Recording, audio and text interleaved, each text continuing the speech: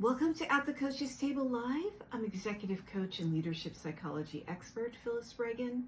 I'm a former studio exec turned high impact coach, and I'm coaching leaders and creatives in the entertainment, media, creatives, and sports industries.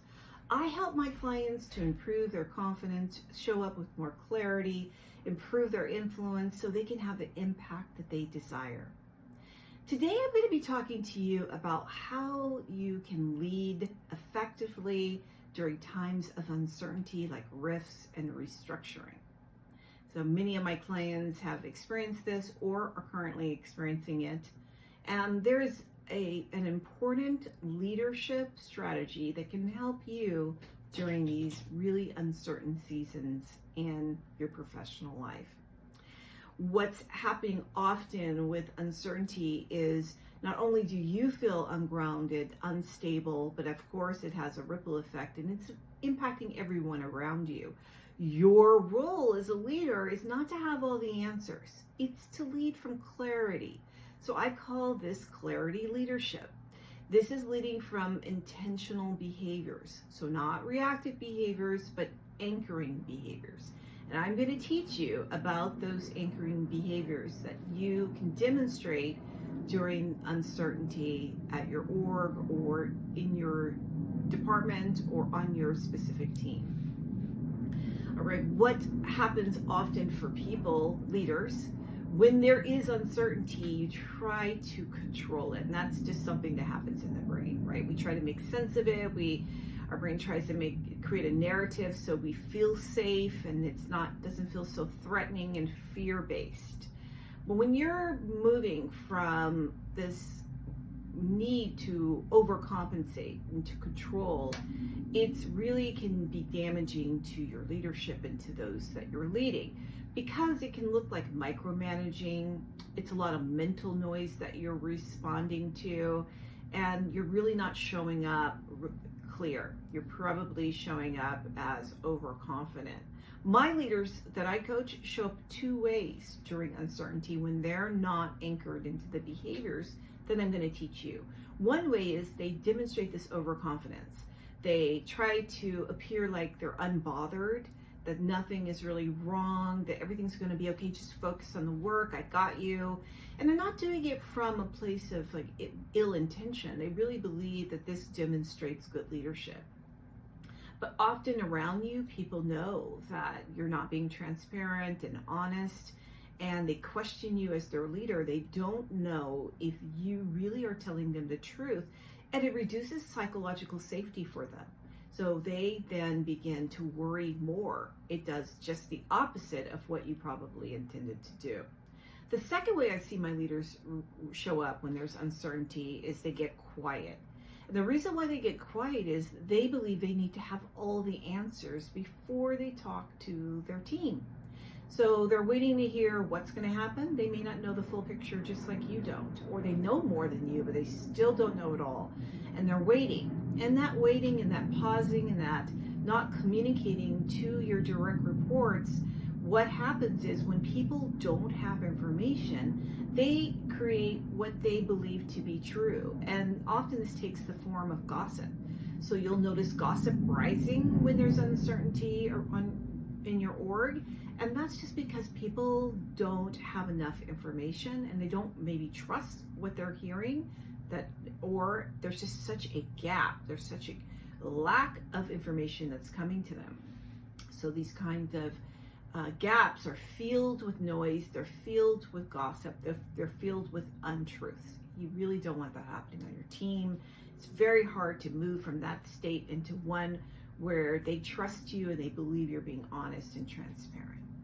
So here's the leadership strategy I want you to focus on. It's called the 3 anchors of stability. The first one is to lead yourself first. We're always thinking about others, but you can't show up for your team. You cannot show up for your direct reports if you're feeling unstable yourself. So anchoring into yourself can mean many different things. One is maybe before important meetings, maybe before meetings with your direct reports, you anchor in by breathing before you actually go into those meetings, checking in with yourself. really lowering, your stress response so that you can show up with clarity and calm.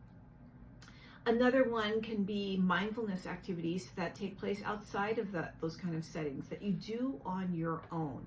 And that can be, maybe for some people it's meditation, others it might be taking a walk, but not problem solving, just walking calmly, quietly, peacefully, connecting to the present moment and things that are around you.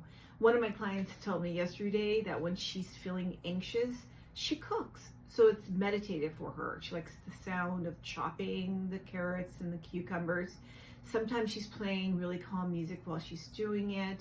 Other times she just wants it to be quiet, peaceful, and just connecting to the action of chopping is meditative. So you want to do those kind of mindfulness practices because they're going to calm you down, get you really clear and focused and not reactive to what's happening, responsive to what's happening, and spiraling in all these worrying thoughts and emotions that might not be helpful to you.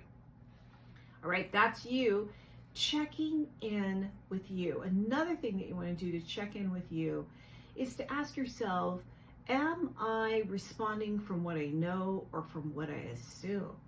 So that could be during these meetings or just in your own thinking. You might be thinking about things that you have no evidence for, you don't know for certain if it's going to happen that way. Connect to what you do know about the RIF, about the uncertainty, about what you've been told. Just what you know. Don't let your brain go into these spiraling thoughts and try to tell you what's happening that may not be based on truth. You might have like a gut intuition that's telling you that's true, but you still don't know for certain, right? So you don't want to go down that path because your brain is really wired for negativity. So we have a negativity bias in our brain. And if you let these runaway thoughts just keep spiraling, then it's going to spiral most likely into this negative thinking that won't support you. So that's anchor number one, that lead yourself first.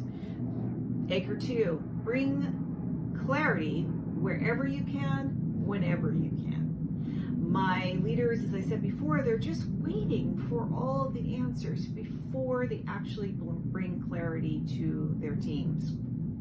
That's not what's needed. You just need to bring honesty, transparency, thoughtfulness, intentionally to those interactions with your direct reports. So that's certainly not about waiting for all the answers because you may never have them, right? Or you may not have the full picture for a long time. What that looks like is this. You're saying to yourself or to them, this is what I know, this is what I don't know, and this is how we'll move through this together. I love when my leaders anchor into this because they really see a difference. Their teams calm down, they're listening, that they're watching you, and they appreciate the fact that you're just telling them like it is. So you can say this in team meetings and one-on-ones. The more often you say this, the more it raises the psychological safety with them, the more that they can trust you. So remember, this is what I do know, this is what I don't know, this is how we'll move through this together. Say it to yourself and say it to them. The third anchor that I want you to focus on is create moments of connection. So what people need during uncertainty is each other, because uncertainty can be isolating, and isolation then triggers fear in people, right?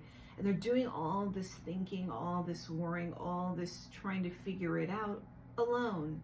And what they need more than ever is each other.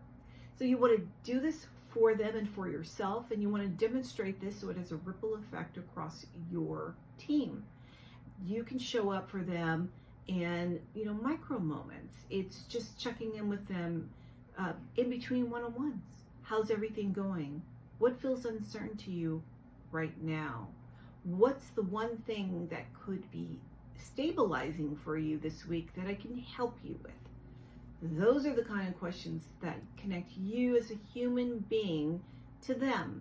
They know that you care, They know that you are touching, having these touch points from a place of empathy and a place from really caring about their well-being. It's also good for you. Leaders feel very alone often when they're going through uncertainty at their orgs. They don't have other colleagues sometimes that they lean on. They're not really talking to their manager necessarily about their uncertainty. So these kind of connections are important. I tell my leaders, try it downward to your direct reports, try it across because your colleagues need it as well. And try it up because your manager might be feeling very unstable as well. So you want to check in, like what's going on? How are you experiencing this? What can be helpful to you to focus on in the week ahead? This is you connecting with others.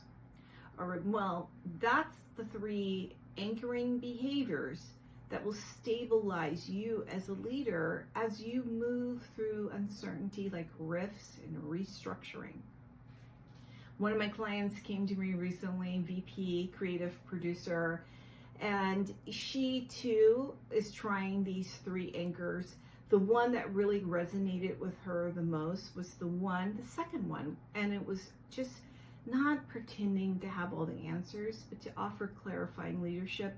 When she did this, she just noticed that her team seemed to be calmer, more focused, and the beginning ripples of gossip that she noticed that was happening on her team started to dissipate. So I say, go ahead, try all 3. One might be the one that's really going to make the difference for your team. Maybe they need all 3. Test them out. Use this as an opportunity to really anchor into behaviors that are about stability and not be reactionary.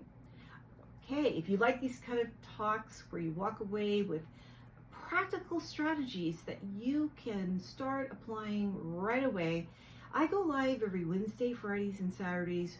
Wednesdays, I'm talking about everything from confidence, imposter syndrome, low self-doubt, low self-belief, and how you can use neuroscience and other types of strategies to improve those areas. Fridays, I'm giving you practical leadership strategies that will help you show up as the leader that you want to be. And on Saturdays, I'm talking about your well-being, everything from self-care to dealing with burnout and rust out, so you can feel centered, feel grounded, and ready for the week that's ahead of you. I go live at 12 p.m. 30 minutes or less, you're walking away with a great strategy, a helpful strategy, one that's effective and that will really make a difference for you and your leadership. If you like to really deepen your understanding of different strategies, go to my YouTube channel. It's at Phyllis Reagin, Reagin, and you're going to see lots of different videos in these different categories of well-being and confidence and leadership that can really support you. All right, tomorrow I'm going live talking about well-being at 12 p.m. Pacific Standard Time. You can catch it on YouTube or wherever you get your social media. You can find me going live. Thanks for being here with me. I'll see you tomorrow.